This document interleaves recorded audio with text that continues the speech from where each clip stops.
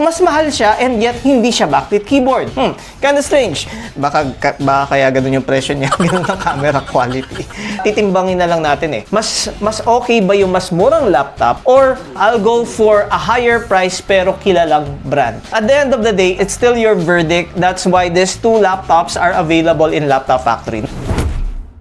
Good morning, good afternoon, good evening. This is Tito Dustin. Now, we have two laptops here. This one is an iPason brand while this one is an Acer brand. Both of them has identical or almost same specifications and same features. They are two different brands and the price are different. This one is around mga nasa 21,000 but now we have a sale. This is currently running only around 19,000 while this one is around 29,000. 19,000, 29,000, that's actually a 10,000 difference. Or roughly mga around 30 to 40% na price difference. Ngayon, titignan natin kung worth it ba ang mura na laptop at baka mapamura ka naman. Or mas okay ba yung mas mahal na laptop o baka isipin mo sana ganitong laptop na lang ako na mas mura. So titignan natin kung ano ang mga maganda at pangit dito sa dalawang laptop na ito.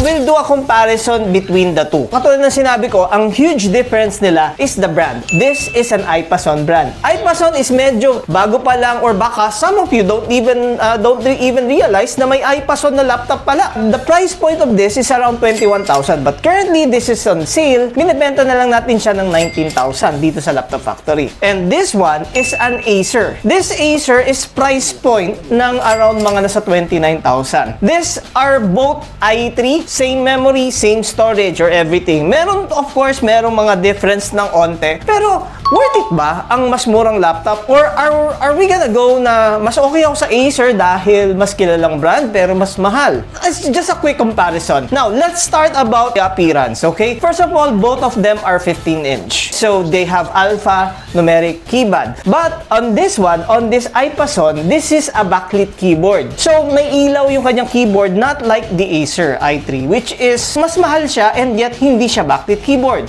Kinda strange. So, about the backlit keyboard, syempre mas angat si iPason. Even though na mas mura siya, backlit keyboard naman siya. Let's talk about the ports. For the iPason, we have the ports here of a Type-C, USB Type-A, and HDMI, another Type-C. On the other side, we have here another USB Type-A, audio combo jack, and we have a micro SD card. And by the way, ang charger nito is Type-C. So, wherein na pwede mong gamitin yung charger ng mobile phone mo to here o vice versa, yung charger ng laptop mo to your mobile phone. Now, let's talk about the ports of this Acer that I have. The ports that I have here, first of all, there's a light indicator if it is on and charging, an audio combo jack, USB Type-A, and a Kensington lock. On the other side naman, we have here a Type-C, HDMI, USB Type-A, and yung kanyang charger. However, the charger of this, hindi Type-C. Hindi katulad ng ibang laptops ngayon na Type-C na yung charger, which is very efficient. Now, comparing about the ports of this Acer and this iPason, of course, parang mas angat si iPason about the ports. Now, probably you notice, Parang may pagka-color pink tong Acer na to. yes, it is actually color pink and we have color silver. Speaking of colors, yung iPason is color silver from everything. About the box presentation, first of all, si Acer, dalawa yung box niya. Merong outer box and then tatanggalin yon and then we have another box. And inside that, nandiyan kanyang charger, printed materials, and the laptop. About the presentation naman of this iPason, the laptop is here and then we have here the printed materials and this is already a Type-C. About the specifications naman, let's start with this Acer. The Acer that I have here, this is an Intel Core 3 N355 which is one of the latest processors. This processor was released 2025. It comes with an 8GB memory and a 512 SSD. Let's talk about the iPason. The specifications that I have here in the iPason, this is an i3 12 Gen, that's 1215U, 8GB memory, and a 512 SSD. Both of them comes with the same memory size and a same storage size. However, medyo may pinagkaiba ang kanilang processor because this is the latest Core 3 and this is an i3 12th generation. Actually, if we're gonna do a comparison, mas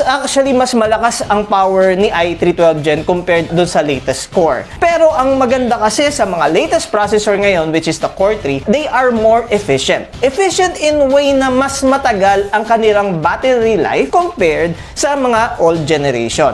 Pero, kaya nga mas mataas yung power nito, mas malakas din mag-consume ng battery. About the resolution of this Acer, this is a 1920 by 1080. That's a full HD with a 60 Hz IPS display. Sa IPASO naman, this is a 1920 by 1200. That is a WUXGA, 60 Hz and an IPS display. So by means of pixel, actually mas mataas ng onti ito dahil the aspect ratio of this IPASO is 16 by 10, while this one is 16 by 9. Little more pixel kasi 1200 compared dito na 1080. I might ask our video editor here kasi siya yung mas talagang detail sa mga pictures or sa video. Sa tingin mo, ano ang mas magandang display? The Acer or the IPASO?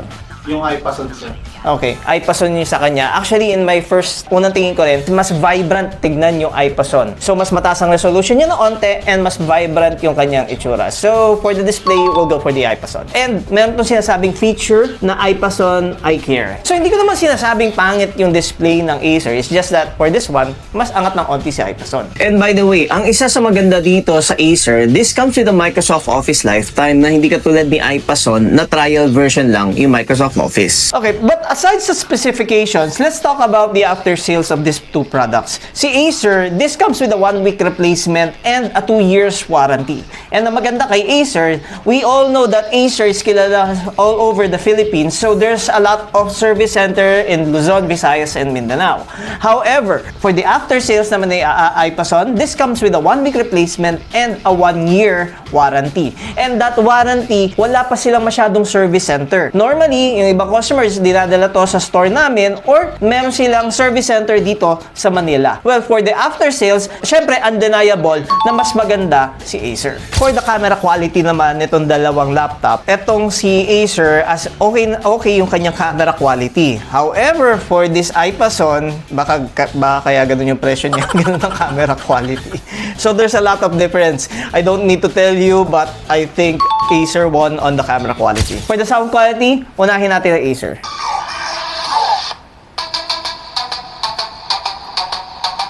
Now, for the IPASO.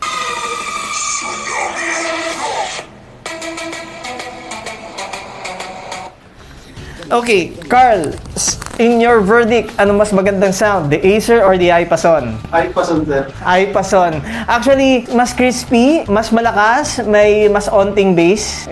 It goes for the IPASO. Now, about the upgrades naman, tingnan natin kung ano pang pwedeng i-upgrade dito sa Acer and sa IPASO. This is underneath the chassis of these two laptops. Let's start with the Acer. Manonotice nyo sa Acer, merong ganito. And this is actually the memory. Currently, may 8GB na nakakabit dito and there's no free memory slot. So, ibig sabihin, kung gusto mo gawing 16 to, kailangan mo tanggalin yung 8GB at palitan ng 16. We have here the Wi-Fi card and the 512 SSD. The processor is here and merong fan. The speakers is here. The battery is here. Ngayon, na-notice ko lang dito na parang sobrang dami pang pwedeng ilagay dito. Acer could have make the battery bigger. Para bang itong motherboard ni Acer is parang compatible sa 13 or 14 inch. So, basically ito, nilagay lang nila sa 15 inch and ito, marami pang spasyo. Okay? Now, let's talk about the IPASO. Itong IPASO, this is metal feel. Hindi katulad nito na plastic talaga. For the IPASO, we have here the 8GB and we have a free memory slot here. The 512 is here, Wi-Fi card, yung speakers niya nandito. We have the processor and the fan. By means of appearance, parang mas malaki yung battery nitong IPASO compared dito sa Acer. And nakikita nyo, no, parang mas maganda tignan yung under the hood of this IPASO compared dito na parang ang daming bakante na sana meron pang pwedeng i-upgrade si Acer sana dito. Mapapansin nyo, kay IPASO pwede pa mag-upgrade. So by means of upgrades, I'll go for the IPASO even though na mas madaling i-upgrade si Acer dahil meron siyang, hindi mo na kailangan i-remove yung chassis niya. Okay, So, itabi na muna natin tong dalawang to. This is the iPason and this is the Acer. So, ayun, nasabi namin lahat ng tungkol sa maganda at pangit dito sa both laptops na to. So, probably, ang ano na lang dito, yung titimbangin na lang natin eh. Mas okay ba yung mas murang laptop or I'll go for a higher price pero kilalang brand. You already saw kung ano maganda at pangit dito sa mga laptops na ito. At the end of the day, it's still your verdict. That's why these two laptops are available in Laptop Factory. Not just these two laptops. Marami tayong mga laptops na available sa Laptop Factory that you could choose from. But I hope this video help you at least to know the difference between yung hindi kilalang brand na mas mura versus dun sa kilalang brand pero mas mahal. Kung ako yung tatanungin nyo, my verdict is if you know something about laptops naman na you know how to fix or something, medyo techy ka naman, I think you'll be leaning on this iPason because number one, mas mura and mas marami siyang features. But if you're the person na medyo bago lang at ayaw mo ng sakit ng ulo at gusto mo ng magandang after sales, then you can actually go for the Acer. So sana nakatulong tong video na ito. On our next video, probably we might do a comparison about gaming naman. Probably Acer Nitro versus LOQ. Now, if you stayed this long on this video, a like and a subscribe is really much appreciated. Then again, this is Tito Dustin. Have a good day. Bye-bye.